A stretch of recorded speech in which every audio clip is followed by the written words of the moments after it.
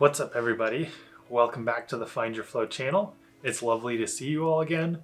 And in this week's video, we're going to be talking about how you can stay positive when you're seeking out big goals. Whenever you're driven towards accomplishing dream goals, it can be very easy to get caught in this hamster wheel of always seeking that forward momentum without focusing on the present moment and how you're doing currently.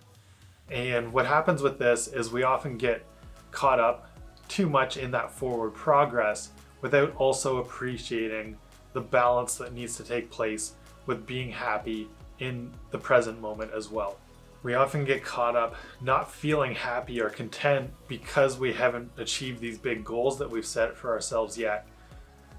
But the reality is that the happier you are in the present moment, the more likely you are going to achieve those big goals further down the line.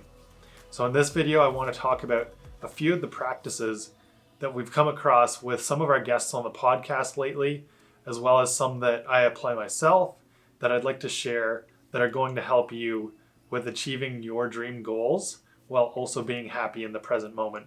Getting caught up in our future self and those goals that we want to achieve versus where we're at currently is very common for people that are highly driven towards goals. And so the first step is really realizing that there's nothing unnatural or flawed about you if you are driven towards big goals and maybe not feeling totally content in the present moment. January tends to be a month that's really driven by future goals, and I think it's especially relevant this year because it's also the start of a new decade. So with these tips to keep in mind that are going to help you also stay grounded in the present, I think that you're going to find a lot of value in helping you to achieve your dream goals. The first tip that we've heard a few times from some of the guests in this past month is to break down your big goals into smaller attainable pieces. And when you do this, what you're doing is making things that are much more realistic in shorter time frames, which helps you to keep that progress going forward without getting stuck in the idea that you're never going to achieve your bigger goal because it's something that's very lofty and far in the future. When you look at it and break it down into actionable pieces, whether it's things that you can accomplish on a weekly basis or monthly or quarterly, it makes it much more realistic and attainable, and that's going to help you with pushing your momentum and keeping you motivated towards that bigger goal at hand. And this is something that we heard about from Colleen when she was on the episode, as well as several of the other guests in the past have talked about how this is one of the key strategies that they use rather than looking at resolutions as the be-all, end-all towards goal setting on a yearly basis. The next practice is to just give yourself 5 minutes of bliss.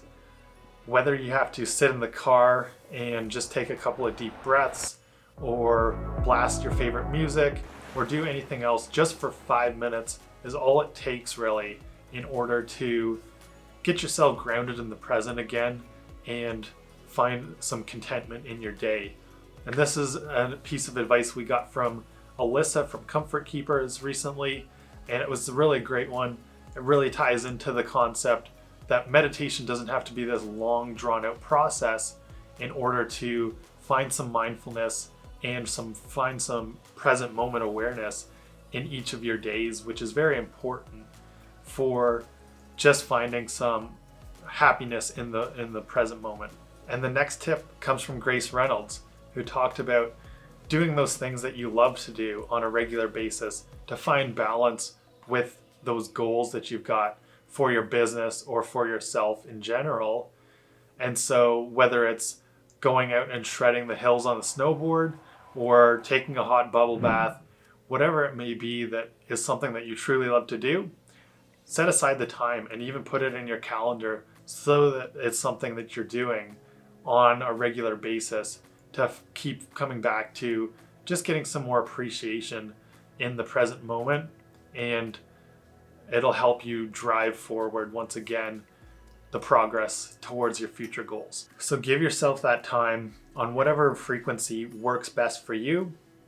Doing something ideally on a weekly basis is probably the best, but even if it has to be every couple of weeks or monthly, at least setting aside, whether it's a couple of hours or a full day, that you can do something that you really love to do, is really going to help you find that balance between being happy in the present moment and happy in the future.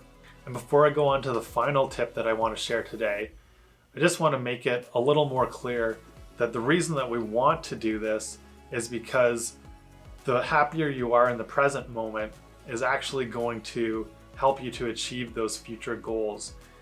If you're always running through the motions day to day just to get towards some perceived future self where you're going to be all of a sudden happier, it's never going to happen for you.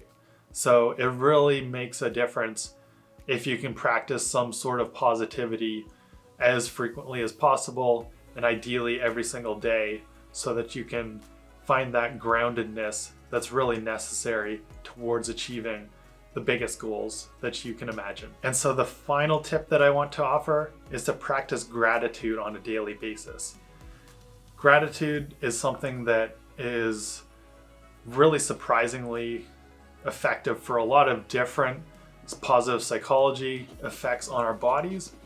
It helps you to just feel happier in the present moment, but it also activates the pathways in our brain that allows us to accomplish bigger goals by identifying those things in our environment that are going to help us. So it essentially makes you a little more lucky. And when it comes to trying to achieve dream goals, luck is always something that's going to help you get towards that ultimate endpoint of your journey. And so there's a couple of different ways to go about doing the gratitude practice, but some of the keys that I want to share that I think are important to include in there is finding some gratitude for things that have happened recently or in your present moments. So it could be the awareness of the cup of coffee you drank this morning. It could be something as relaxing as the fireplace that you're sitting next to, or the clear blue sky that's above you, or the falling snow if it's in the wintertime. Something in the present moment, and then something in the past that you are also grateful for. It could be a friendship, an experience, anything that brings you back to one of your ultimate moments of happiness in the past. And then also practice gratitude for something you're grateful about in the journey that you're on towards your future goal. So it could be the work that you're currently doing, it could be the opportunities that are coming up, or something else in the near future or beyond is also a key part to a rounded out and balanced gratitude practice. Now, recently, something else I've started to include that's another positive psychology hack with this gratitude practice is to also think of things that you are grateful for about yourself.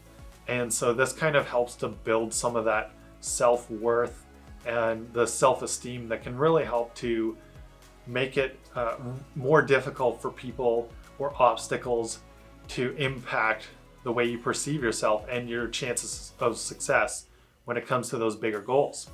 So work on trying to include some of those different strategies for positive psychology tricks and ways to maintain your positivity and happiness when you're working towards your dream goals. Thank you again for watching this video. Hit the like button if you liked it, and share it with a friend that you think could benefit from any of the information or tips and tricks about positive psychology that were shared in this video.